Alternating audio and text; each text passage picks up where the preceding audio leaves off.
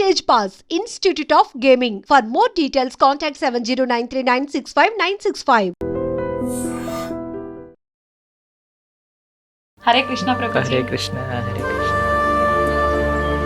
అసలు ఏం చెబుతుంది భగవద్గీత మనందరికీ అంటే ఏం చెప్పొచ్చు అంటే? భగవంతుడు భగవంతుడు అంటారు, ఆయన ఏంటి, ఆయన చేరుకోవటం ఎలా? చాలా ఆధ్యాత్మికమైన ప్రశ్న ఉంటాయి. యశస్వి ప్రధానమంత్రి గారు ఎంత గొప్ప వ్యక్తులు వారు ఎక్కడికైనా వెళ్ళినా సరే వారితో పాటు భగవద్గీతను తీసుకెళ్ళి అందరికి ఇస్తున్నారు. ఎందుకు ప్రపంచం అంతా గీత గీత అని ఎందుకు మాట్లాడుతుందంటే ఆ గీత యొక్క వైభవాన్ని తెలుసుకున్నారు. కృష్ణుడు గీతలో చెప్పిన ఒక మాట, కర్మని చేయండి కానీ ఆ కర్మకు తగ్గ ఫలితాన్ని మాత్రం ఆశించకూడదు అని చెప్పి. అంటే మనుషులం అన్నాక ఖచ్చితంగా ఏదైనా చేస్తున్నాము అని అంటే దాని నుంచి ఏదో ఒకటి మనకు కొంత లాభం పొందాలి అనే ఆలోచన ఉంటుంది కదా ప్రభుజీ. ఎందుకని అలా చెప్పారంటారు కృష్ణుడు? ఫలాన్ని ఆపేక్షించక, ఫలాన్ని నేను దాచిపెడతాను, నీకు ఎప్పుడు కరెక్ట్ అప్పుడు నేను ఇస్తాను, నీ చేతుల్లో ఉంటే నువ్వు పాడు చేసుకుంటావు బాబు. ఇప్పుడు మీకెలా మీ పిల్లలు భగవంతుడికి మనందరం పిల్లలమే కదండి. ఆ ప్రేమతో భగవానుడు చెప్పిన మాట అండి. ప్రభుజీ, కృష్ణుడు ఇప్పుడు అర్జునికి గీత గురించి అంతా కూడా బోధించాడు, మా అందరికీ తెలిసింది అంతే. కానీ అర్జుని కన్నా ముందర కూడా గీత కృష్ణుడు ఎవరికో బోధించారని చెప్పి భగవద్గీతలోనే చెప్పారు. ఆయన వివస్వాన్ అనే సూర్య భగవానుడికి బోధించారట. ఆ వివస్వానుడు మనువుకి చెప్పారట. అలా మనువు అలా ఆ సాంప్రదాయంలో వచ్చింది, కానీ మధ్యలో ఇక్కడ లుప్తం అయిపోయింది. అందుకే ఆ వివస్వానుడికి ఇచ్చిన జ్ఞానాన్ని మళ్ళీ నీకు ఇస్తున్నాను అని కృష్ణుడే అర్జునుడికి చెప్పాడు భగవద్గీత. అసలు ఏంటి వాస్తవం ప్రభుజీ? అర్జునుడు మహాయోధుడు, స్వర్గానికి వెళ్ళారు, శివుడిని ఓడించారు. ఒక రకంగా చూస్తే పాశుపతాస్త్రం తీసుకోవడానికి అందరి యొక్క కృపాపాత్రులు అయ్యారు. ఆయన నారాయణుడైతే పక్కనే ఉన్నాడు, కృష్ణుడు పక్కనే ఉన్నాడు కదండి. అలాంటి వ్యక్తికి కూడా కన్ఫ్యూజన్ వచ్చింది. మా దేశం నుంచి దోపిడీ చేసి, ఎంత దోపిడీ చేశారో తెలుసా అండి బ్రిటిష్ వాడు? 43 ట్రిలియన్ డాలర్స్. ధర్మార్థ కామ మోక్షాలు అంటుంటారు. ధర్మ అర్థ కామ మోక్ష. ధర్మాన్ని అర్థాన్ని కలపండి, కామాన్ని మోక్షాన్ని కలపండి. అర్థం అంటే ఏంటో తెలుసా అండి? ఐశ్వర్యం. కానీ ఇదంతా ఉల్టా జరుగుతుంది కదా ప్రభుజీ ప్రస్తుతం. ఇప్పుడు ఏం చేసినా దీనికోసం. పిల్లవాళ్ళకి మీరు చూడండి, ఫోన్లో ఒకసారి ఐకాన్స్ అన్నీ కూడా ఇలా పెద్దగా అయిపోయాయి అనమాట. దాన్ని నొక్కలేకపోతున్నాయి, ఏది నొక్కినా అలా ఇలా వెళ్ళిపోతుంది. మాకు ఏం అర్థం కావట్లేదు, ఏం చేయాలి. అసలు ఒక చిన్న పిల్లవాడు వచ్చాడు, ఏం చేయాల్సిన అవసరం లేదండి, ఇలా 3 సార్లు అనాలి, ట్యాప్ చేయాలి అంతే. ఇలా ఇలాగానే ఆ ఐకాన్స్ అన్ని చిన్నగా అయిపోయి మళ్ళీ నార్మల్ ఫోన్ అయిపోయింది. నేను ఒడే నీకెలా తెలుసురా అంటే నేను ఇంటర్నెట్లో చదివాను అని అన్నారు. అందుకే మీరు చూడండి, మన భగవద్ ధర్మ ప్రచార మార్గంలో ఏవో నీళ్ళు చల్లుతుంటారు, ఏవో పూస్తుంటారు, ఏవేవో చేస్తుంటారు, పిచ్చి పిచ్చిగా డాన్స్లు వేయటాలు. వాళ్ళకి ఏమైందో అసలు, అలాంటి మురుకులు ఎలా ఉంటారనిపిస్తుంది. నమస్కారం, వెల్కమ్ టు ఐ డ్రీమ్. ధర్మ మార్గం విత్ విజిత కార్యక్రమానికి స్వాగతం. సాధారణంగా ప్రతి ఒక్కరూ చెప్తూ ఉంటారు, గీత అనేది మనం నేర్చుకుంటే గనక, మనం గీత చదవడం ప్రారంభిస్తే గనక మన లైఫ్ అనేది ఖచ్చితంగా చేంజ్ అవుతుంది అని చెప్పి. అసలు నిజంగా గీత వల్ల మనం ఏం నేర్చుకుంటాము, గీత ఏం చెప్తోంది మనందరికీ, ఇలాంటి విషయాలన్నీ కూడా ఎవరినైతే అడిగితే మనకు కరెక్ట్ సమాధానం దొరుకుతుందో ఆ పర్సనే మన ముందున్నారు. వారెవరో కదండి, మనందరికీ ఎంతో ఇష్టమైన, ఎంతో సుపరిచితులైన ప్రణవానంద దాస్ గారు ఇప్పుడు ప్రభుజీతో మాట్లాడి ఈ విషయాలన్నీ కూడా కూలంకషంగా తెలుసుకునే ప్రయత్నం చేద్దాం. హరే కృష్ణ ప్రభుజీ. హరే కృష్ణ హరే కృష్ణ. ప్రభుజీ, గీత అసలు భగవద్గీత అనగానే ఈ మధ్యకాలంలో ఎంతో ప్రాచుర్యంలోకి వచ్చింది, అందరికీ తెలియని వాళ్ళకు కూడా తెలిసేటట్టుగా. కానీ అసలు ఏం చెబుతుంది భగవద్గీత మనందరికీ అంటే ఏం చెప్పొచ్చు అంటారు? అసలు మనం ఏంటి, భగవంతుడు ఎవరు, మనకి భగవంతుడికి ఉండే సంబంధం ఏంటి, భగవంతుని ఎలా చేరుకోవాలి, అసలు ఈ ప్రపంచం ఏంటి? చాలామందికి ఈ ప్రశ్నలు ఉంటాయండి. ఈ ప్రపంచం ఏంటి, నేను ఎందుకున్నాను, ఈ ప్రపంచంలో నేను ఏం చేస్తున్నాను, అసలు నా కర్తవ్యం ఏంటి, అసలు భగవంతుడు అంటారు, ఆయన ఏంటి, ఆయన చేరుకోవటం ఎలా? చాలా ఆధ్యాత్మికమైన ప్రశ్నలు ఉంటాయి. లేదా చాలామందికి ఇంకొక రకమైన ప్రశ్నలు ఉంటాయండి. అరే నేను జీవితంలో మారాలనుకుంటున్నాను, మంచి మార్గంలో వెళ్ళటం ఎలా, దృఢ నిశ్చయం రావట్లేదు, చెడు అలవాట్లు ఉన్నాయని తెలుస్తుంది, వాటిని మానుకోవటం ఎలా, కొద్ది కోపం ఉన్నట్టుంది, దాన్ని తగ్గించుకోవటం ఎలా, ఎన్నో రకములైన ఉంటాయి. మనం ప్రపంచాన్ని అన్యాయాలు చూస్తున్నప్పుడు మనకు అనిపిస్తుంది, అరే ఈ అన్యాయం ఎందుకు జరుగుతుంది, అరే వీడికి ఇలా ఎందుకైంది, అయ్యో ఆయన అలా ఉంటాడు, ఆయన అంత గొప్పవాడు ఎలా అయిపోయాడు, ఇలాంటివి ఎన్నో ప్రశ్నలు ఉంటాయి. అసలు మీకు ఒక విషయం చెప్తాను, మనిషికి జీవనానికి సంబంధించిన ప్రతి ప్రశ్నను భగవద్గీత ఆన్సర్ చేస్తుంది. మనిషికి సంబంధించిన లైఫ్ స్టైల్ అంటాం కదా, కొంతమంది రాస్తారు లైఫ్ స్టైల్ అని. ఆ లైఫ్ స్టైల్కి సంబంధించిన ప్రతి విషయం లైఫ్కి సంబంధించిన ప్రతి విషయం. ఓకే. మీరు అనుకోవచ్చు, అరే ప్రభుజీ భగవద్గీత యుద్ధ భూమిలో మాట్లాడింది కదా, అది జీవనాన్ని గురించి. యుద్ధంలో మాట్లాడినా భగవంతుడి జీవితం గురించి మాట్లాడాడు. మన చూడండి, మీకు ఒక విషయం చెప్తాను. మన డే టు డే జీవనం కూడా ఒక యుద్ధమే. అలా అనిపిస్తుందా మీకు? అనిపిస్తుంది కదా. అనిపిస్తుంది ఖచ్చితంగా. ఎందుకంటే మనతో మనం యుద్ధం, మనసుతో యుద్ధం, ఇంట్లో వాళ్ళతో పక్కన యుద్ధం, వాళ్ళతో. వర్క్ లైఫ్లో యుద్ధం, అదంతా కాంపిటీషన్, ప్రతిదీ ఒక పోరాటమే. కదండి. ఆ పోరాటంలో భగవంతుడు ఈ పోరాటాన్ని నెగ్గేది ఎలా అని అర్జునుడికి ఉపదేశం చేసింది భగవద్గీత. మీరు చూడండి, కొన్నిసార్లు మనం ఏదైనా వస్తువు కొన్నాం అనుకోండి, ఒక ఫోన్ కొన్నాము లేదా ఒక మషీన్ కొన్నాం అనుకోండి, దాంతోపాటు ఒక మాన్యువల్ వస్తుంది. మాన్యువల్ని చదివామనుకోండి, చాలా ఈజీ. ఏ బటన్ నొక్కితే ఎలా యూజ్ చేయాలి, ఏం చేయాలి, ఏది చేయాలని. మొన్న ఏమైందంటే మా ఫోన్లో ఒకసారి ఇలా ఏమంటారు, ఆ ఐకాన్స్ అన్నీ కూడా ఇలా పెద్దగా అయిపోయాయి అనమాట. దాన్ని నొక్కలేకపోతున్నా, ఏది నొక్కినా ఎలా వెళ్ళిపోతుంది. మాకు ఏం అర్థం కావట్లేదు, ఏం చేయాలి. అసలు చాలా కంగారు వేసింది. ఎందుకంటే మా సేవలో ఉంటాం కదా, సేవకు సంబంధించిన ఏదన్నా ఫోన్ వచ్చినా అటెండ్ అవ్వాలి. ప్లస్ మా గురువు గారి ప్రవచనాలన్నీ అందులోనే ఉంటాయి, శ్రవణం చేయడానికి ఉండదు మాకు. మేము కంగారు పడిపోతుంటే ఒక ఆయన అన్నారు, ఒక చిన్న పిల్లవాడు వచ్చాడు, ఏం చేయాల్సిన అవసరం లేదండి, ఇలా 3 సార్లు అనాలి, ట్యాప్ చేయాలి అంతే. ఇలాగానే ఆ ఐకాన్స్ అన్ని చిన్నగా అయిపోయి మళ్ళీ నార్మల్ ఫోన్ అయిపోయింది. నేను ఒడే నీకెలా తెలుసురా అంటే, నేను ఇంటర్నెట్లో చదివాను అని అన్నారు. చూడండి, మనకి దేనికైనా అవగాహన ఉందనుకోండి. నాకు చాలా పెద్ద ప్రాబ్లం అనిపించింది. ఫోన్ పోతే ప్రవచనాలు పోయాయి, కాంటాక్ట్స్ పోయాయి అని నేను కంగారు పడుతున్నా. కానీ చదివిన వాడు వచ్చాడు, ప్రశాంతంగా టిక్ టిక్ టిక్ అన్నాడు, ఫోన్ బాగా చేసేసాడు. అతనికి ఎంత సులువుగా అయిపోయింది, ఎందుకంటే దానిపైన అవగాహన ఉన్నది. కాబట్టి మన జీవితంలో మనకు కొన్నిసార్లు అవగాహన లేకపోయేసరికి కంగారు ఎక్కువైపోతుంది, టెన్షన్లు ఎక్కువైపోతాయి, ఏం చేయాలి అనిపిస్తుంటుంది, ఉక్కిరి బిక్కిరి అయిపోతా. కానీ అవగాహన తెలుసుకుంటే జీవితంలో ఈ కష్టం వచ్చినప్పుడు ఎలా ఉండాలి, ఈ ప్రశ్న వచ్చినప్పుడు దానికి సమాధానం ఏంటి, ఆ అవగాహన మనకి ఇచ్చేది ఎవరు? ఈ ప్రపంచాన్ని సృష్టి చేసిన వారే ఆ అవగాహన ఇచ్చారనుకోండి, ఇంకెంత బ్రహ్మాండంగా. ఇప్పుడు చూడండి, ఒక మెషిన్ ఎలా వాడాలని తయారు చేసిన వాడే ఇస్తాడు కదా. తయారు చేసిన వాడు ఇచ్చిన మాన్యువల్ని వదిలేసి అందరి ఇంట్లోకి వెళ్ళి, అరే నీకు ఇలా తెలుసారా అంటే వాడు చెప్పకపోవచ్చు, తప్పు చెప్పచ్చు, ఏదైనా చెప్పచ్చు. కానీ ఎవరైతే ఆ మెషిన్ తయారు చేశారో వాడిని అడిగితే ఎంత బెస్ట్ అండి. అదే భగవద్గీత. ప్రపంచాన్ని తయారు చేసిన వ్యక్తియే ప్రపంచం ఏంటి, నన్ను తయారు చేసిన వ్యక్తియే నువ్వేంటి, ఈ యొక్క కర్మాన్ని తయారు చేసిన వ్యక్తియే అసలు కర్మ ఏంటి, ఏం చేయాలి, ఏం చేయకూడదు, మొత్తం అసలు జీవనానికి సంబంధించిన విషయాలన్నీ భగవద్గీతలో సాక్షాత్తుగా పరమాత్మ అర్జునుడికి చెప్పారు. అందుకే ప్రతి మనిషి, ప్రతి హిందువు కాదండి, ప్రతి మనిషి భగవద్గీత తెలుసుకొని తీరవలసినదే. చిన్న పిల్లల నుంచి వృద్ధుల వరకు ఎంత త్వరగా జీవితంలో మనం భగవద్గీత తెలుసుకోగలిగితే మన జీవనం అంత బాగుంటుంది. ఇప్పుడు చూడండి, మనం ఒక మెషిన్ తెచ్చాము, ఏదేదో వాడేసాము. ఒకసారి ఒకళ్ళు అడిగారనమాట, ఇది ఏంటి ప్రభుజీ లోపల పెట్టాము, బేక్ అవ్వట్లేదు అని. చాలాసేపు ఆలోచించి ఏమైందబ్బా అని మొత్తం పుష్ అని ఇట్లా పొంగింది, మళ్ళీ లోపలికి వెళ్ళిపోయింది అనమాట. అంత అయిపోయాక మొత్తం మాడిపోయింది, తీసేసరికి పొగలన్నీ వస్తున్నాయి. దాని తర్వాత మాన్యువల్ చదువుతున్నాయి. అది చేసిందంతా మాడిపోయాక చదవటం వల్ల ఏమి లాభం ఉంది చెప్పండి. తీసుకున్నప్పుడే చదివేసి లోపల పెట్టుంటే ఎంత బాగుండేది, కేక్ ఎంత బాగా వచ్చేది, అవునా కాదా చెప్పండి. అలానే జీవితం మొత్తం కష్టాలు పాలైపోయి, గొడవల పాలైపోయి, ఇబ్బందుల పాలైపోయి, లాస్ట్కి ఎప్పుడో నేను భగవద్గీత చదువుతా అనటం ఎంత అన్యాయం చెప్పండి. అందుకే పిల్లలకి నేర్పించాలి రామాయణం, భగవద్గీత. అప్పుడు వాళ్ళు మంచి మార్గంలో వెళ్ళగలుగుతారు. అందుకోసమే మనము ఒక కార్యక్రమాన్ని చేపట్టామన్నమాట. 7 జూలై తొలి ఏకాదశి మరుసటి రోజు.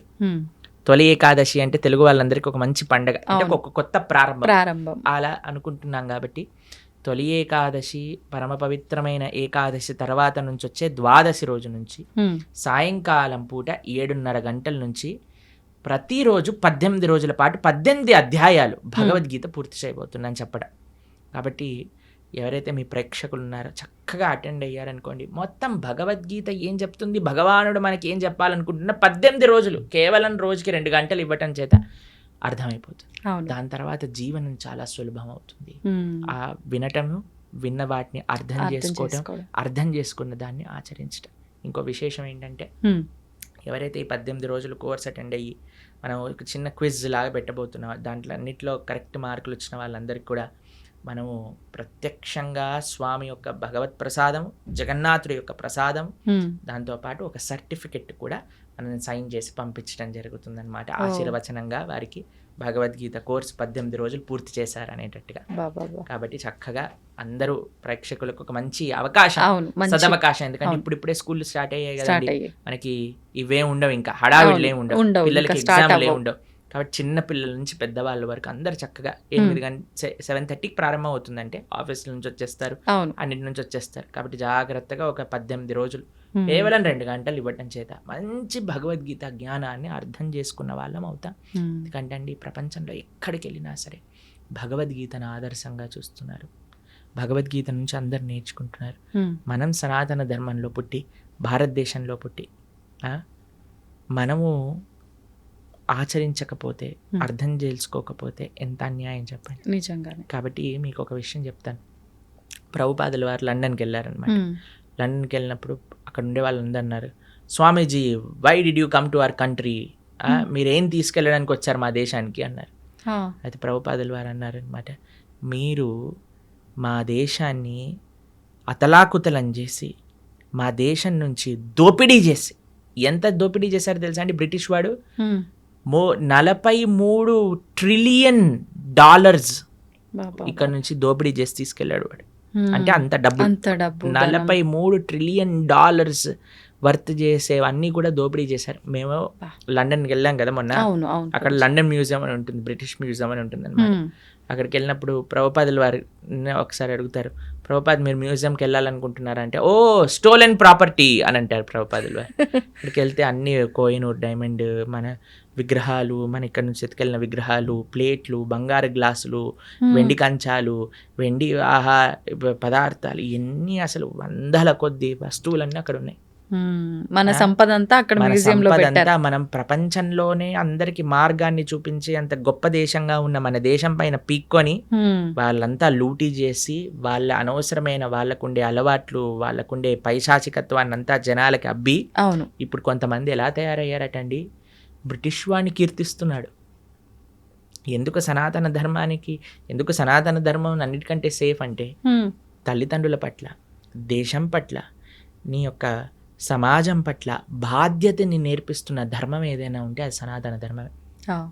కొంతమంది నిజమైన నీకు మంచి చేసిన వాడు బ్రిటిష్ వాడు అని చెప్పి వాడి వెనకాల వాడికి ప్రణామం చేస్తున్నారు. అలాంటి వాళ్ళు ఈ దేశానికి పట్టిన ఒక అన్నిటికంటే పెద్ద వ్యాధి అని చెప్పచ్చు. ఆ దేశాన్ని విభజన చేయడానికి ప్రయత్నం చేస్తున్నారు వాళ్ళు. కాబట్టి మన వాళ్ళు ఎలా మూర్ఖుల్లా వాళ్ళ వెనకాల పోతున్నారో నాకు తెలియదండి. దేశాన్ని అతలాకుతలం చేసి మొత్తం తీసుకెళ్ళిపోయారు ఇక్కడ నుంచి. అలాంటి ప్రభుపాదుల వారిని అడిగారు, మీరేం తీసుకోవడానికి వచ్చారు నా దేశం నుంచి అంటే, ప్రభుపాదుల వారు అన్నారు, మీరు వందల సంవత్సరాలు లూటీ చేసి తీసుకెళ్లారు మా దగ్గర నుంచి, అన్నిటికంటే విలువైన వస్తువైన భగవద్గీతను తీసుకెళ్ళలేదు, భారతదేశ సనాతన ధర్మం యొక్క ఆధ్యాత్మికత తీసుకెళ్ళలేదు, కానీ నేను వచ్చాను అది ఇవ్వడానికి మీకు అని చెప్పారు. అది గొప్ప విషయం. ప్రపంచము భారతదేశం వైపు చూస్తుంది. మన యశస్వి ప్రధానమంత్రి గారు ఎంత గొప్ప వ్యక్తులు వారు ఎక్కడికైనా వెళ్ళినా సరే వారితో పాటు భగవద్గీతను తీసుకెళ్ళి అందరికి ఇస్తున్నారు. చూసారా? మొన్న కలిసినప్పుడు వారు అమెరికా, నాకు తెలిసి పంచతంత్ర శుభవిలాస్ ప్రభు అని ఉంటారు, మా ఆలయంలోనే ఉంటారు వారు. శుభవిలాస్ ప్రభు రాసిన పంచతంత్ర పుస్తకాన్ని గిఫ్ట్గా ఇచ్చారు, భగవద్గీతను గిఫ్ట్గా ఇస్తున్నారు. ఎందుకు ప్రపంచం అంతా గీత గీత అని ఎందుకు మాట్లాడుతుందంటే ఆ గీత యొక్క వైభవాన్ని తెలుసుకున్నారు కాబట్టి. మొన్న మేము ప్రపంచవ్యాప్తంగా మీరు అన్నారు కదా ఇందాక తిరిగి వచ్చాం, ఏం చెప్పాం? గీత గురించి. కాబట్టి మన హిందువులు సనాతన ధర్మంలో ఉండేవాళ్ళు ప్రాథమికంగా భగవద్గీతను నేర్చుకోవాల్సినదే. అప్పుడు ఎలా అయితే మనం అధ్యయనం చేస్తామో నేర్చుకుంటాం. అందుకే అందరికి సులభంగా అర్థమయ్యే విధంగా మనం ఈ కోర్స్ చేయబోతున్నాం 18 రోజులు, స్టార్టింగ్ విత్ 7th జూలై సోమవారం సాయంకాలం 7th to 24th. చక్కగా ఆ భగవద్గీతను వింటే ఒక సర్టిఫికెట్ వస్తుంది, ఈ గీత చదువుకున్న వాళ్ళం అవుతాం, జీవితాన్ని మార్చుకున్న వాళ్ళం అవుతాం. వాస్తవం ప్రభుజీ. నిజంగా అంటే మంచి ఆలోచన ప్రభుజీ. ఇప్పుడు ఈ మధ్య కాలంలో భగవద్గీత చదవాలి, ఇంట్లో పెట్టుకున్నంత మాత్రాన సరిపోదు, ఖచ్చితంగా పుస్తకం తెరిచి అసలు ఏముందనే విషయాన్ని తెలుసుకునే ప్రయత్నం చేయాలి అంటారు. కానీ అంటే కొన్నిసార్లు పుస్తకం తీసి చదువుతున్నప్పటికీ అది ఎన్నోసార్లు చదివినా కొన్నిసార్లు అది అర్థం అవ్వదేమో. ఇలా క్లాసెస్ రూపంలో, మాటల రూపంలో వింటే దానిలో సారాంశం అనేది తొందరగా అర్థమవుతుంది.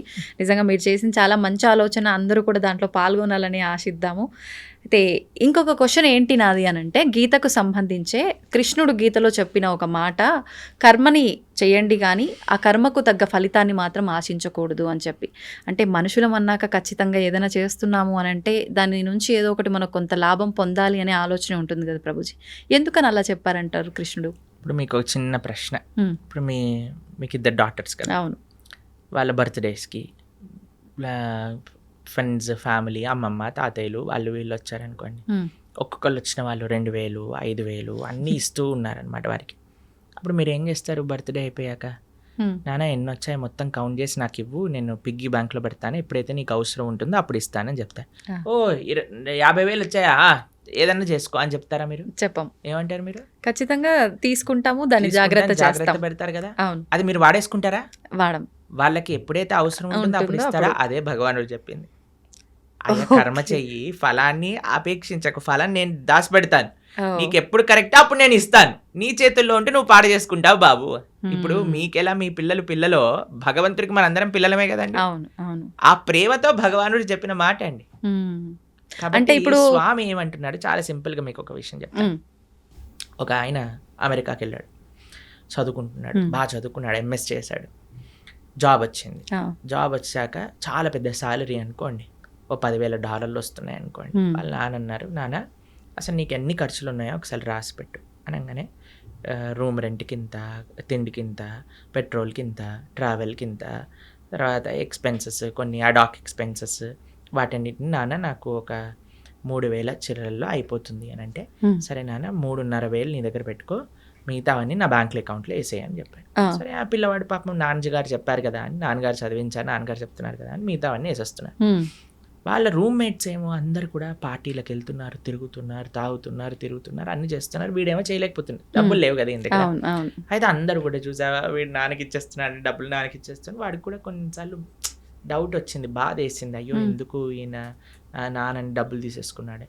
సరే అని కొన్ని సంవత్సరాలు వర్క్ చేశాక ఆయన మళ్ళీ తీసుకొచ్చారు, పెళ్లి చేశారు. ఆయనకి మంచి సంబంధం చూసి పెళ్లి చేసి, వివాహం అయిపోయాక ఇప్పుడే వాళ్ళిద్దరు మళ్ళీ అమెరికాకి వెళ్తున్నప్పుడు, నాన్న నువ్వు 2 సంవత్సరాల నుంచి ఏవైతే డబ్బులు నాకు వేస్తున్నావో ఆ డబ్బులన్నీ మళ్ళీ ఇప్పుడు నీ బ్యాంక్ అకౌంట్లోకి ట్రాన్స్ఫర్ చేశాను, ఇది చూసుకో, ఇది ట్రాన్స్ఫర్ అయిపోయింది అని అంటే, ఆయన అడిగారు, నాన్న ఇన్ని రోజుల నుంచి తీసుకున్నావు, ఇప్పుడు ఎందుకు ఇచ్చావు? ఎందుకంటే అప్పుడు ఇస్తే నువ్వు పాడైపోయేవాడివి, కానీ ఇప్పుడు నీకు ఒక మంచి పార్ట్నర్ అవసరానికి, ఆ పార్ట్నర్ చూస్తుంది నువ్వు ఏం ఖర్చు పెడుతున్నావు, ఏం చేస్తున్నావు, ఏం తప్పు చేస్తున్నావు, ఏం కరెక్ట్ చేస్తున్నావు, కాబట్టి ఇప్పుడు నీకు వివాహం అయింది కాబట్టి ఒక బాధ్యతాయుతంగా నిన్ను మంచి మార్గంలో పెట్టేవాళ్ళు నీతో ఉన్నాం కాబట్టి ఇప్పుడు ఇచ్చేస్తున్నా, నాకేం అవసరం లేదు నాన్న అని ఆ నాన్నగారు చెప్పారు. ఆ నాన్నగారు చెప్పింది కరెక్టా రాంగా చెప్పండి? కరెక్ట్, ఖచ్చితంగా కరెక్టే కదా. అదే భగవంతుడు చెప్తున్నా, నాన్న ఫలం నీ చేతిలో ఉంటే మిస్యూజ్ చేసుకునే అవకాశాలు ఉంటాయి, కాబట్టి ఫలాన్ని అపేక్షించకుండా try your best, do your best, ఆ ఫలితం నేను ఎప్పుడు నీకు ఏ క్షణంలో నీకు కావాలో ఆ క్షణానికి నేను ఇస్తాను. ఎంత గొప్ప మాట, నిజంగా చాలా గొప్ప మాట. కాబట్టి అది పరమాత్మకి మన పట్ల ఉండే ప్రేమ. ఈ విషయాలు ఎలా అర్థమవుతాయండి అని అంటే, ఎప్పుడైతే మనం వింటామో భగవద్గీతని, ఎవరైతే భగవద్గీతను అర్థం చేసుకొని దాన్ని మనకే అర్థమయ్యే విధంగా చెప్పే వాళ్ళ దగ్గర నుంచి శ్రవణం చేసినప్పుడు, మనం చదివినప్పుడు చాలా సులభం అయిపోతుంది. అందుకే మీరు చూడండి, మన భగవద్ ధర్మ ప్రచార మార్గంలో కొంతమంది మ్యాజిక్లు చేస్తూ ఉంటారు, చూసారా మీరు? కొంతమంది అంటే మన ధర్మ ప్రచార మార్గంలో కాదు నేను చెప్తున్నాను, కొన్ని వీళ్ళు ఏవో నీళ్ళు చల్లుతుంటారు, ఏవో పూస్తుంటారు, ఏవేవో చేస్తుంటారు, బురుడీలు పిచ్చి పిచ్చిగా డాన్స్లు వేయటాలు, వాళ్ళకి ఏమైందో అసలు అలాంటి మురుకులు ఎలా ఉంటారు అనిపిస్తుంది కొన్నిసార్లు. మంచిది మనల్ని వదిలేసి, లేకపోతే ఆ మురుకుల్ని మనం ఎలా భరించగలుగుతాం అనిపిస్తుంది. అలాంటి వేషాలు, వీళ్ళందరూ డ్రామా ఆర్టిస్టులు అయిపోవచ్చు చాలా బాగా, కానీ ఎందుకు వాళ్ళు మూవీస్ లో ట్రై చేయకుండా ఇలాంటి పనులు, అంటే డబ్బులు అక్కడ సంపాదిస్తుంటున్నారు ఎక్కువగా, అందుకోసం అటు వెళ్తున్నారు. అలాంటివన్నీ మనం చేయమండి గలీజ్గా. అవును, వేరే వాళ్ళని మోసం చేయటాలు, వేరే వాళ్ళని ఏదో ఇది చేయటాలు, అలాంటివన్నీ ఏమీ ఉండవు. చాలా మంది అడుగుతారు, ఇస్కాన్ వాళ్ళు విదేశీయుల్ని మార్చట్లేదా? మీకు విషయం తెలుసా అండి, అక్కడ మేము వెళ్ళాము, అక్కడుండే వీళ్ళు ఎక్కడికైతే వెళ్తారో ప్రతి ఆదివారం వాళ్ళు అవన్నీ అమ్మేశారు. కొన్ని చోట్ల బార్ షాపులు ఉన్నాయి ఆ ప్రదేశాల్లో, కొన్ని చోట్ల అయితే మా గుళ్ళే ఉన్నాయి అక్కడ. ఎందుకంటే అక్కడికి ఎవ్వరు వెళ్ళట్లేదు, ఎవ్వరికి ఇంట్రెస్టే లేదు, అలా తయారైపోయింది అక్కడ. మేము ఒక దగ్గరికి వెళ్ళామండి, అసలు అక్కడ ఉండే ఎవరైతే ఆ మత ప్రబోధకులు ఉన్నారో, ఆ ధర్మంలో ఉండేవాళ్ళు, ఇప్పుడే నేను మీకు వీడియో కావాలంటే పంపిస్తాను, అంటే మీ పర్సనల్కి చూపించకండి జనాలకి. ఫ్రాన్స్లో ఏవైతే ఈ మత పెద్దలని వాళ్ళ ధర్మంలో వాళ్ళ మతంలో ఉన్నారో, కొన్ని సంవత్సరాల లోపల వాళ్ళు చూస్తే 3,40,000 మంది పిల్లల పైన లైంగిక దాడులు చేశారు. 3,40,000 మంది పిల్లల పైన, ఎంత ఘోరం. అయితే మేము మొన్న ఐర్లాండ్ అనే దేశంలో ఉన్నాం, అక్కడ కూడా వాళ్ళ మతం ఉండేది.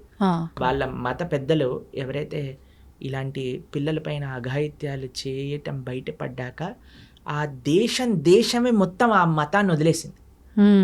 అక్కడ నాస్తికత్వం ఎక్కువ, ఎందుకంటే వాళ్ళు చేసిన తప్పులు చూసి. కాబట్టి మనం ధర్మం ఏంటి, ధర్మాన్ని ఎలా ఆచరించాలి, పెద్దల నుంచి తెలుసుకొని ఆచరించగలిగితే అది మనకి మంచిది. కాబట్టి మనం ఏం చెప్తున్నాం, భగవద్గీత ఏం చెప్తుంది, ధార్మికంగా జీవనం ఎలాంటిది, ధార్మికంగా జీవనం ఎలాంటిది, ఇదే మన సనాతన ధర్మం అంటేనే ఖచ్చితంగా ఇది చెయ్యాలి, ఇది చేయకూడదు, ఇది చేస్తే ఇది అవుతుంది ఖచ్చితంగా చెప్పి మంచి మార్గంలో నడిపించేది. ఇప్పుడు చూడండి, మనం మానవుడిగా ఉన్నప్పుడు అన్ని ధర్మాలు అన్ని మతాలు బాగుండాలండి. సనాతన ధర్మంలో మనం ప్రతిరోజు ఏం చేస్తామండి, లోకా సమస్తా సుఖినో భవంతు, సర్వే జనా సుఖినో భవంతు అని ప్రార్థన చేస్తా. ఇంతకంటే గొప్ప భావన ఇంకెవరికి ఉంటుంది చెప్పండి. కానీ మనకి అందరి ధర్మాలు బాగుండాలనే మనం అనుకుంటామండి, కానీ వేరే వాడు మన ధర్మాన్ని పాడు చేయాలి అని చూసినప్పుడు మనం ఉండకూడదు కదా, ఊరుకోవద్దు. ఎందుకు మీకు ఈ విషయం ప్రస్తావన చేస్తున్నాను, ఆన్ ద ఫస్ట్ ప్లేస్ చెప్తున్నానంటే, ఎప్పుడు మనకి వాడు మన ధర్మాన్ని మోసం చేస్తున్నాడు, మనల్ని మోసం చేస్తున్నాడు అని తెలిసేది ఎప్పుడంటే మన ధర్మాన్ని మనం తెలుసుకున్నప్పుడు.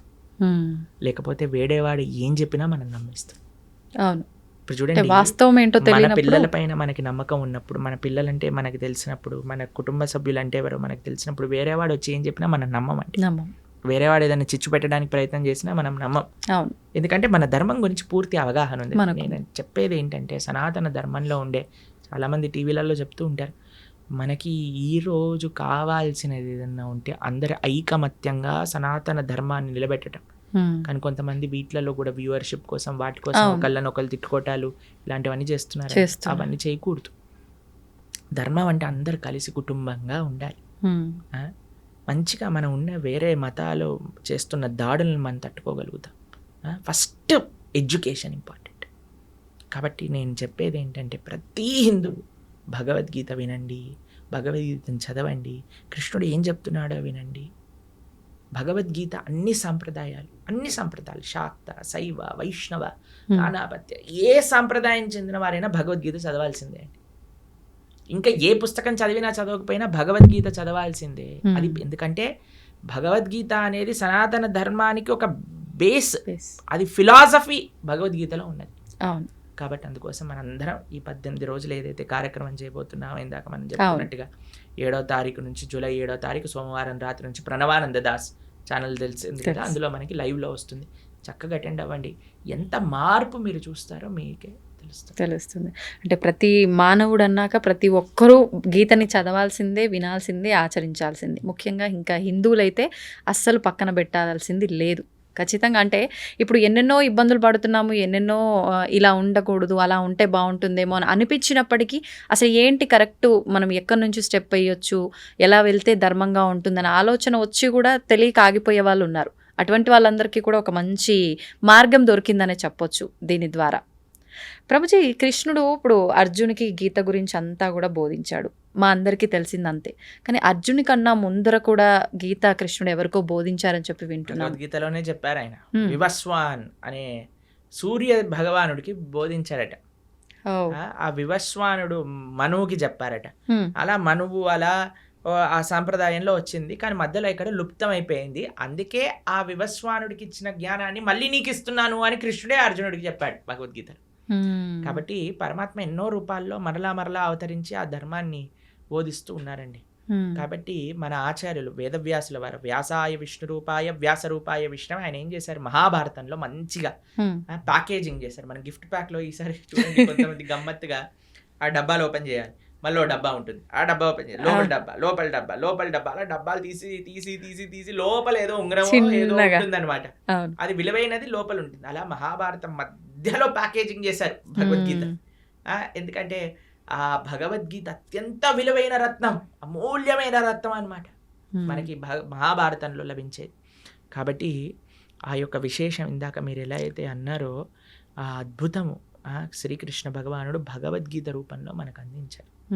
కాబట్టి దాన్ని అధ్యయనం చేయటం, అర్జునుడికి ఉపదేశం చేశారు అంటే అర్జునుడి యొక్క మాధ్యమంగా అందరికీ ఉపదేశం. ఇప్పుడు మీరు నన్ను ఇంటర్వ్యూ చేస్తున్నారు, మీకోసం చేస్తున్నారా? అందరి కోసం, అంతే కదా.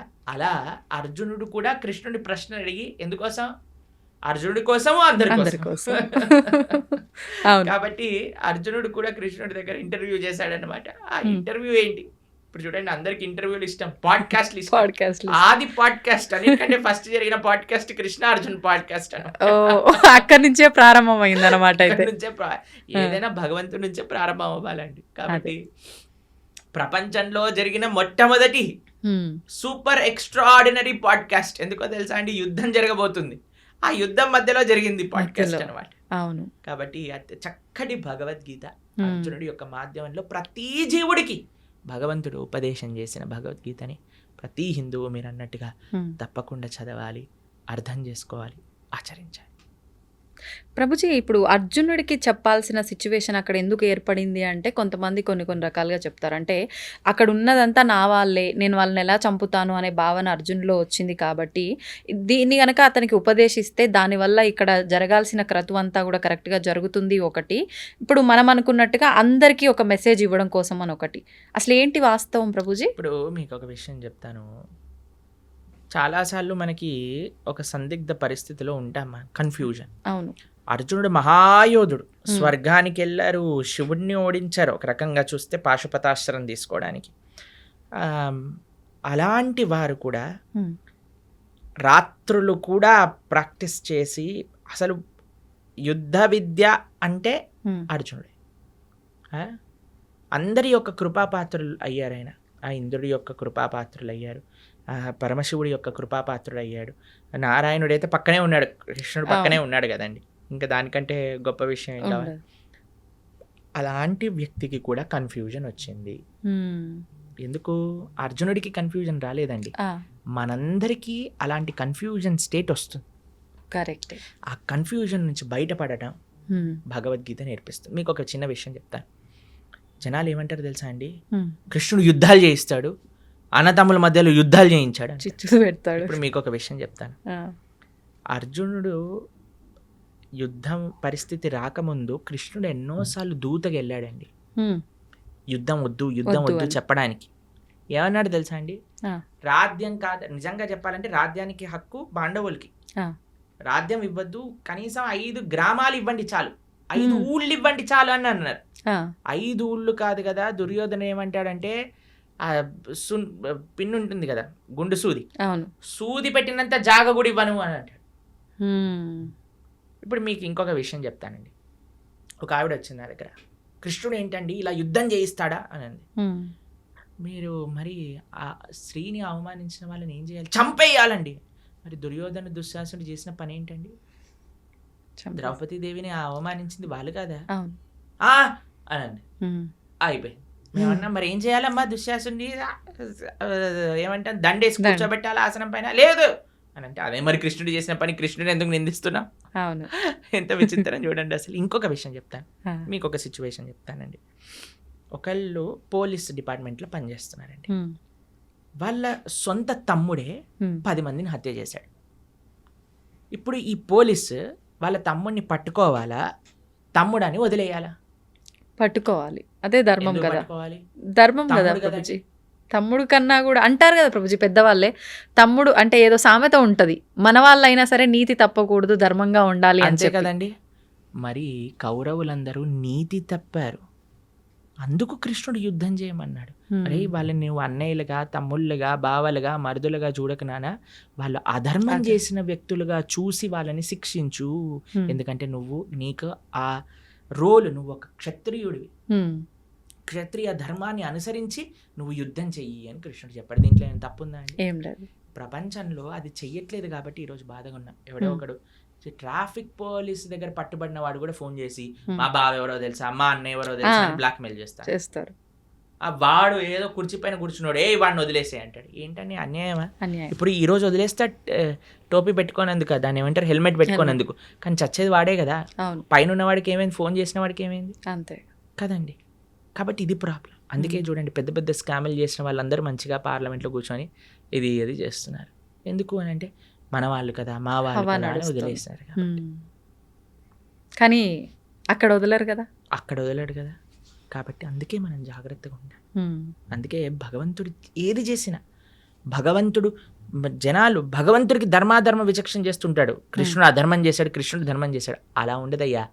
భగవంతుడు ఏమి చేస్తే అది ధర్మం అవుతుంది, భగవంతుడు ఏది చెప్తే అది నిజం అవుతుంది. చూడండి ప్రైమ్ మినిస్టర్ ఏదన్నా ఆర్డర్ చేశాడు అనుకోండి, ఇప్పుడు చూడండి మనకి నోటు బందీ అని చేశారు. నోటు బందీ, నేను నోటు బందీ చేయను, ఎంత ధైర్యం నీకు నోటు బందీ చేస్తా అంటే ఏమైనా ఇద్దా అండి? నోటు మూసుకొని మనమే డబ్బులు మార్చుకుంటాను 2 రోజులు అరిచినా సరే. అంతే అవును కదండి, ఎందుకంటే నువ్వు జీవించాలి. కాబట్టి జనాలందరూ భగవంతుడిని అంటున్నారు. అలా కాదయ్యా, భగవంతుడు చెప్పింది నువ్వు వినాలి, నువ్వు చెప్పింది భగవంతుడు వినాడు.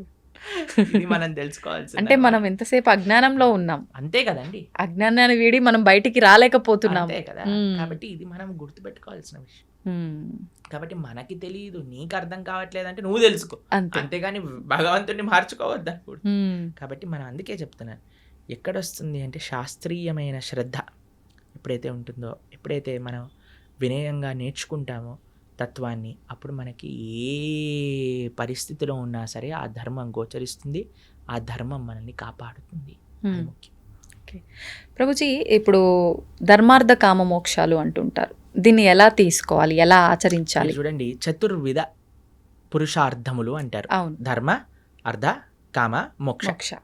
చాలా సింపుల్గా చెప్తాను, చాలా అద్భుతమైన విషయం చెప్తాను మీకు. దీన్ని ఎలా జతపరచాలి అని అంటే, కామము మోక్షంతో, అర్థము ధర్మంతో. ధర్మ, అర్థ, కామ, మోక్ష అన్నారు కదా, 4 ఉన్నాయి. ఓకేనా? ధర్మాన్ని అర్థాన్ని కలపండి, కామాన్ని మోక్షాన్ని కలపండి. అర్థం అంటే ఏంటో తెలుసా అండి? ఐశ్వర్యం, డబ్బులు. దేంతో కలపమన్నా? ధర్మంతో. అంటే మనం సంపాదించే ప్రతి రూపాయి కూడా ధార్మికంగా సంపాదించాలి, ధర్మం కోసం ఖర్చు పెట్టాలి. ఇది ఒక పాయింట్ అయిపోయిందా? కామము అంటే కోరిక. ఏం కోరుకోవాలి నువ్వు?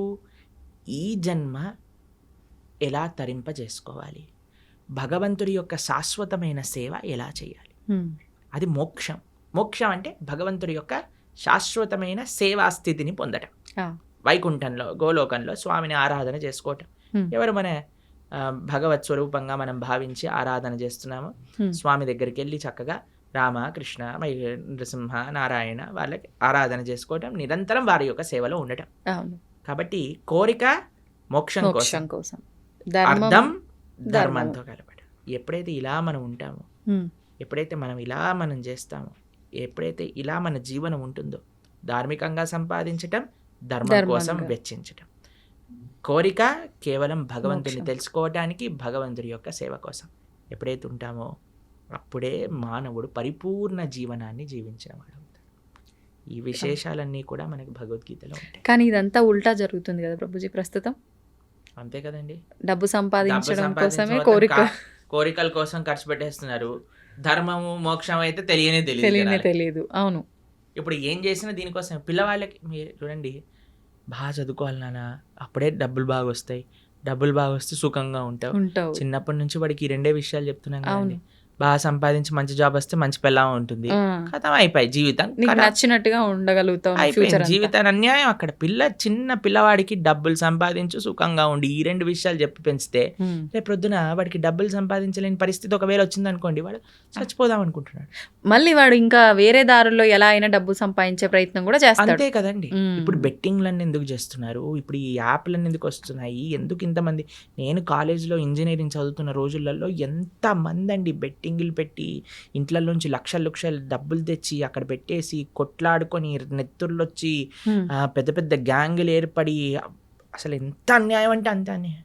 ఎందుకోసం అండి? డబ్బులు ఉంటే సుఖంగా, డబ్బులు అవసరమే అండి, ఎవరు చెప్పలేమండి డబ్బులు ఉండకూడదు, డబ్బులు లేవు, కష్టపడు, ధార్మికంగా ఉండు. అన్నిటికంటే మీకు ఏం తెలుసు అంటే డబ్బుల కంటే ముఖ్యం స్వాంతన, అంటే సాటిస్ఫాక్షన్. ఎంతున్నా సరే దాంట్లో సుఖంగా ఉండేవాడు కదండి. ఇప్పుడు చూడండి, రోజంతా నేను పని చేస్తాను, నిద్రపోయేటప్పుడు నిద్ర మాత్రలు మింగి పడుకుంటాను అనేవాడి కంటే కూలీ నాలి చేసుకొని 500-600 రూపాయలు సంపాదించి హాయిగా పడుకునేవాడు మెయిల్ కాదా చెప్పండి? అదే మేలు. అవును.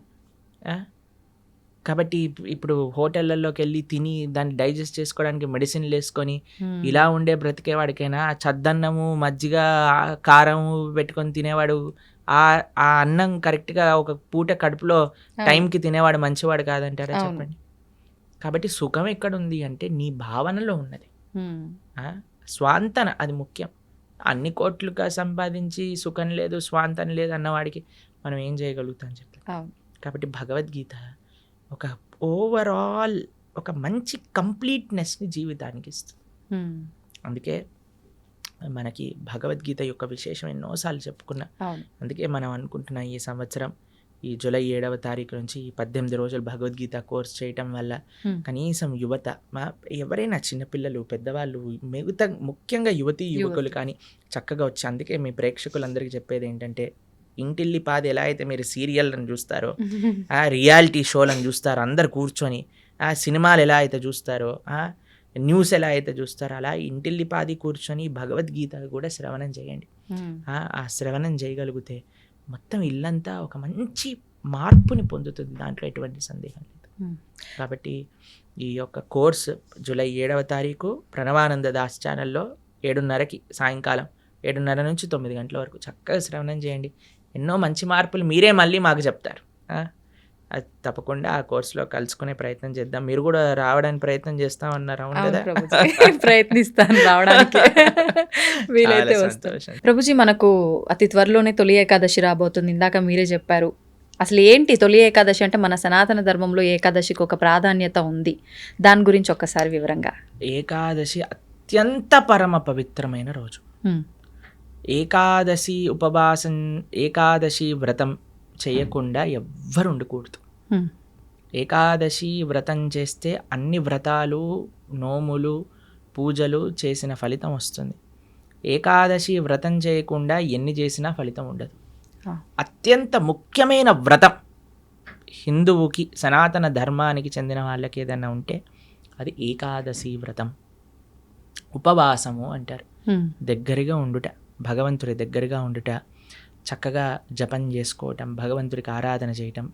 ఏకాదశి ఉపవాసం ఎందుకు చేయాలి, ఎలా చేయాలి అని ప్రణవానంద దాస్ ఛానల్లో 2 వీడియోలు ఉన్నాయి, గంట సేపు. ఆ 2 చూసారనుకోండి, మొత్తం ఏకాదశికి సంబంధించిన మొత్తం తెలిసిపోతుంది. ఎందుకంటే అండి, ఏకాదశి చేయటం అనేది చాలా ముఖ్యం. ఎందుకంటే భగవత్ ప్రీత్యర్థం మన జీవితం ఉండాలి. భగవంతుడికి అత్యంత పరమ ప్రియమైన రోజు ఏదన్నా ఉంటే అది ఏకాదశి. భగవంతుడికే ప్రియమైన భక్తి అంటాం కదండి మనం. భక్తి జనని అంటే భక్తిని జనింపజేస్తుందట, మనందరికి ప్రధానిస్తుందట. ఆ రోజు ఏది అంటే ఏకాదశి. ఏకాదశి వ్రతం చేయటం చేత భక్తి వర్ధిల్లుతుంది, భక్తి పెరుగుతుంది, భక్తి వస్తుంది అని చెప్తారు. కాబట్టి అలాంటి ఏకాదశి వ్రతం చేయటంలో అత్యంత సావధానంగా ఉండాలి మనందరం. పాపం ఎవరైనా ప్రభుజీ ఇంతవరకు చేయలేదండి, ప్రారంభం చేస్తా, ఎప్పుడు చేయాలి అని అన్నారనుకోండి, తొలి ఏకాదశి లేదా దేవశయని ఏకాదశి అంటారు దీన్ని. భగవంతుడు ఆ రోజు యోగ నిద్రలోకి వెళ్తారంట. గురక నిద్ర కాదు, యోగ నిద్రలోకి వెళ్తారు స్వామి తొలి ఏకాదశి రోజున.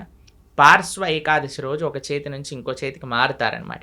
ఇలా మారుతాం కదా. అవును అవును. దాని తర్వాత ఉత్థాన ఏకాదశి రోజు భగవంతుడు లేస్తారట. పడుకోవటం అంటే అని నిద్రపోవటం కాదు, ఆయన యోగ నిద్ర.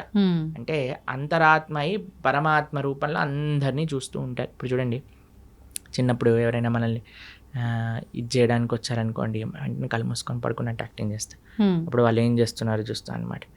పర్వాలేదు బాగానే ఉన్నారన్న కలుపు తెచ్చి వచ్చారా మీరు అని అంట. లేకపోతే వాడు ఏదైనా తేడా చేశాడు అనుకోండి, వెంటనే మనం ఇది చేస్తాం. అవునా కాదు? అలాంటివి చేస్తూ ఉండే అట్లా భగవంతుడు కూడా చూస్తున్నాడు అనమాట. ఏం చేస్తాడు వీడు నిద్రపోయినప్పుడు. కాబట్టి 4 నెలలు కూడా చాతుర్మాస్యము అని అంటారు. వ్రతం పడతారు, యతీశ్వరులు వ్రతం పడతారు. అందరూ వ్రతం ఉంటుంది. ఎవరెవరికి ఆశ్రమ నియమం ప్రకారంగా నియమాలు ఉంటాయి. 4 వస్తువులు మానేయాలి అని చెప్తారనమాట. 1 నెల పెరుగు, తర్వాత పాలు, తర్వాత పాలకూర ఇత్యాది ఆకుకూరలు, దాని తర్వాత మినప్పప్పు. ఇలా 4 నెలలు ఒక్కొక్క ద్రవ్యాన్ని విడిచి ధార్మికంగా ఆధ్యాత్మిక కార్యక్రమాలు చేస్తూ అలా ఉండాలి అని చెప్తారు. కాబట్టి చాతుర్మాసం అనేది అత్యంత పరమ పవిత్రమైన మాసం. భగవంతుడి నిద్ర, యోగ నిద్రలోకి ప్రవేశించే రోజు తొలి ఏకాదశి, ఆషాఢీ ఏకాదశి, ఆషాఢ మాసంలో వచ్చే ఏకాదశి. పండరీపురంలో పెద్ద ఉత్సవం చేస్తారనమాట. ఈ ఏకాదశికి లక్షల మంది, 10-15 లక్షల మంది వచ్చి దర్శనం చేసుకుంటారు. భగవాన్ ఉన్న రోజు పండరీపురంలో లక్షల మంది తుకారాం మహారాజ్ పుట్టిన ప్రదేశం, జ్ఞానేశ్వర్ మహారాజ్ పుట్టిన ప్రదేశం నుంచి నడుచుకుంటూ పాదయాత్రగా 20 రోజులు పాదయాత్ర చేసి పండరీపురాన్ని చేరుకుంటారు. చేరుకొని గొప్ప ఉత్సవం, దిండి యాత్ర, దేహు యాత్ర అంటారనమాట. చాలా అద్భుతమైన ఉత్సవం అక్కడ జరుగుతుంది. ఇది దేవశయని ఏకాదశి, తొలి ఏకాదశి అని మనకి ఈ జూలై 6వ తారీఖున వస్తుంది. తొలి ఏకాదశి మరుసటి రోజు ద్వాదశి నుంచి మనం ఈ కార్యక్రమాన్ని ప్రారంభం చేసుకుంటున్నాం, భగవద్గీత కార్యక్రమం. ఎందుకంటే తొలి ఏకాదశి, ఒక ఏకాదశి రోజు మంచి కార్యక్రమం మనం ప్రారంభం చేసుకోవాలి. ఆ స్వామికి ప్రార్థన చేసి ఉపవాసం చేసి దీక్ష బట్టి నెక్స్ట్ డే నుంచి ద్వాదశి నుంచి పరమ పవిత్రం. ఏకాదశి ఎంత గొప్పదో ద్వాదశి ఎంత గొప్పదో. ఆ ద్వాదశి రోజు నుంచి మనం భగవద్గీత ప్రవచనం అనేది ప్రారంభం చేస్తున్నా. 18 రోజులు 18 అధ్యాయాలు భగవద్గీత. ప్రతిరోజు సాయంకాలం 7:30 గంటకి ప్రణవానంద దాస్ ఛానల్లో మనం వీక్షించవచ్చు అనమాట. అది విశేషం. తప్పకుండా ప్రభుజీ, నిజంగా అందరూ ఆ లైవ్కి వస్తారని చెప్పి ఆశిస్తున్నాను. నిజంగా అంటే ప్రతి ఒక్కరిలో ఉంటుంది అలాంటి మంచి మంచి విషయాలు వినాలి అని చెప్పి. అందులోనూ మీరు చెప్తుంటే వినాలని ఆసక్తి చూపించేవారు కూడా చాలా ఎక్కువ మందే ఉన్నారు ఇప్పుడు. సంతోషం ప్రభుజీ, మరొక మంచి ఎపిసోడ్లో మరిన్ని మంచి విషయాలు మీతో మాట్లాడాలని ఆశిస్తున్నాను. ధన్యవాదాలు. హరే కృష్ణ.